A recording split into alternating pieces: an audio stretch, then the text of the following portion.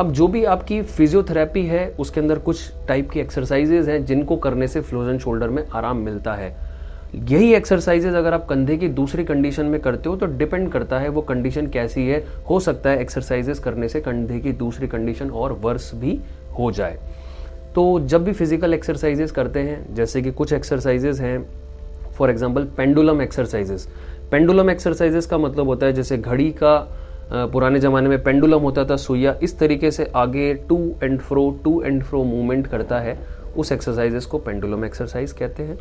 उसमें आप जिस साइड की एक्सरसाइज कर रहे हो उसके अपोजिट साइड से अपनी बॉडी को किसी भी चेयर से या किसी भी स्ट्रॉन्ग पार्ट से, बेड से या टेबल से आप रेस्ट करके दूसरे वाले अपने हैंड को या अपने शोल्डर जॉइंट को आगे और पीछे का मूवमेंट करते हैं।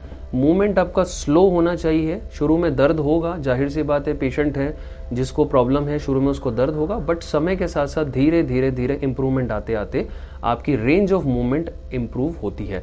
ध्यान ये रहे कि पूरी बॉडी आपकी स्टेबल रहनी चाहिए। अगर आपकी पूरी बॉडी मूवमेंट कर रही है तो उस एक्सरसाइजेस का कोई फायदा नहीं है।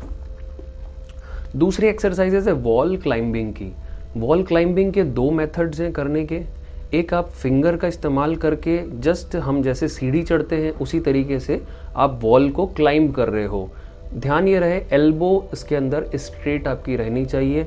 जिस तरीके से फिंगर को मूवमेंट करते करते आप अपने इंडेक्स फिंगर और मिडिल फिंगर को यूज़ करके एक वॉल को क्लाइंब कर रहे हैं, और जहाँ तक आपका हाथ आसानी से जा रहा है वहाँ तक आप देखें और हर समय अचीव करने की कोशिश करें कि नेक्स्ट टारगेट आपके लेवल का आपके पुराने वाले दिन से आगे तक हो, और धीरे धीरे आप अचीव करते करते उसको पूरा मूवमेंट कर पाएंगे।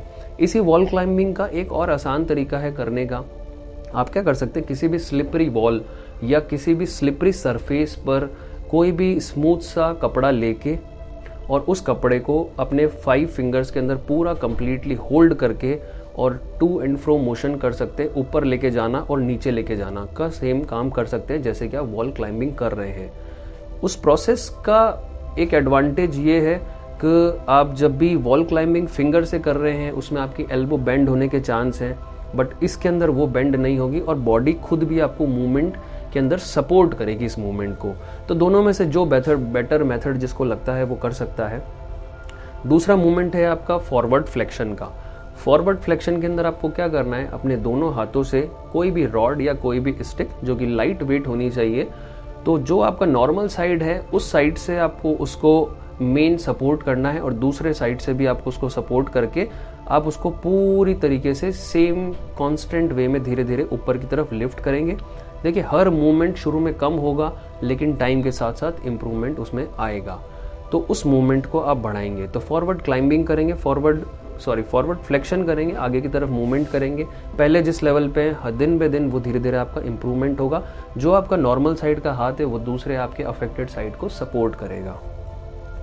उसके अलावा 2 और एक्सरसाइजेज हैं उसके अंदर, एक एक्सटर्नल रोटेशन की एक्सरसाइज है, एक इंटरनल रोटेशन की है। एक्सटर्नल रोटेशन की एक्सरसाइजेस में क्या करेंगे, सेम स्टिक जो भी आपकी प्लास्टिक की स्टिक हो गई या आपकी वुडन स्टिक है लाइट वेटेड होगी, उसको आप एक्सटर्नल रोटेशन के एक्सरसाइज करेंगे। एक्सटर्नल रोटेशन का मतलब बॉडी से बाहर की तरफ उसको बेंड करने का मूवमेंट हो गया। उसके बाद जब वो धीरे धीरे आपके सेम अगेन जिस साइड आपकी अफेक्टेड है वो साइड आपकी मूव करेगी, दूसरी साइड जो आपकी नॉर्मल है उस साइड से आप उसको प्रेशर देके सपोर्ट करोगे। सेम इसी तरह से दूसरा मूवमेंट है इंटरनल रोटेशन का, यानी कि अपने कंधे से हाथ को अंदर की तरफ लेके आना। उस मूवमेंट में आप क्या कर सकते हैं, कोई भी टॉवल आप यूज़ कर सकते हैं और उस टॉवल को अपने बैक के पीछे से लेके जो कंधा आपका अफेक्टेड है उसको नीचे से पकड़ के और दूसरे वाले साइड जो आपकी नॉर्मल साइड है उस साइड से उस टॉवल को या कोई भी आपका कपड़ा है बड़ा लेंथ में होना चाहिए, उसको धीरे धीरे जेंटल मूवमेंट करेंगे। जेंटल मूवमेंट करेंगे मतलब जो भी आप ये मूवमेंट जितने भी एक्सरसाइजेज में हो रहे हैं, जो लास्ट की 3 एक्सरसाइजेज है, इसमें जो मेन आपका नॉर्मल साइड का कंधा है वहाँ से आपको एक्सरसाइज सपोर्ट करनी है और जो अफेक्टेड साइड का आपका कंधा है वो एक्सरसाइज में धीरे धीरे इन्वॉल्व होगा। हर एक्सरसाइज, जो भी ये चारों पांचों एक्सरसाइजेज हैं, इसमें शुरू में मूवमेंट कम रहेगा, आपको पेन जरूर 100% होगा, बट आपको फिर भी मोटिवेटेड रहना है और एक्सरसाइज करनी है, because this is the only possible treatment. Otherwise अगर आप तीनों फेज के कंप्लीट होने का वेट करेंगे, इट टेक्स ईयर्स, पहली बात। दूसरी बात, दवाई खा खा के आप परेशान हो जाएंगे, आपके लिए किसी भी तरह का दिनचर्या का काम काज करना बहुत मुसीबत वाला हो जाएगा, सोना डिफ़िकल्ट हो जाता है, कुछ पकड़ नहीं सकते, कुछ उठा नहीं सकते, वॉशरूम के लिए आप जाते हैं, कपड़े चेंज नहीं कर सकते, नहाते समय आपको बड़ी प्रॉब्लम आती है। तो इन सब चीज़ों का आप ध्यान रख सकते हैं। अच्छा, एक और इम्पॉर्टेंट चीज़ है कि जब भी आप एक्सरसाइजेस करेंगे उससे पहले आपके जो भी कंधा आपका अफेक्टेड है, राइट और लेफ्ट हो, उसके अंदर आप कुछ हीटिंग पैड से 15-20 मिनट्स के लिए गर्म सिकाई कर सकते हैं। हीटिंग पैड से गर्म सिकाई आपको क्या मदद देगी कि वो उस समय पेन को कंट्रोल करेगी, पहली बात, और मांसपेशियों का जो खिंचाव है उस मांसपेशियों के खिंचाव को कम करेगी। और साथ ही साथ जो भी आपको पेन किलर्स डॉक्टर के द्वारा प्रेस्क्राइब करी हुई है वो पेन किलर्स आप आधे घंटे पहले, 40 मिनट्स पहले ले सकते हैं, सो दैट आपकी heating pad as well as आपकी ओरल मेडिसिन दोनों आपके एक्सरसाइज करते समय आपके पेन को कंट्रोल करके रखे। इसके अलावा अगर इन सब चीज़ों से भी नहीं आराम आता है तो कई बार कंधे में इंजेक्शंस भी लगाए जाते हैं। वो एक तरीके से एंटी इन्फ्लामेटरी ड्रग्स होती हैं जो कि कंधे में इंजेक्शंस लगा के आराम के लिए दी जाती हैं, बट उनका असर कितने महीने रहता है, कभी 2 महीने, 3 महीने, 4 महीने या 6 महीने तक भी उनका असर रह सकता है। तो जब कुछ भी नहीं काम कर रहा होता तब उन इंजेक्शंस की ज़रूरत होती है, तब वो इंजेक्शंस लगाए जाते हैं कंधे के अंदर। इसके अलावा जहाँ कंधा जाम नहीं हो रहा है, जहाँ प्रॉब्लम कुछ और है, तो आप ज़रूर अपने ऑर्थोपेडिक सर्जन से मिलें,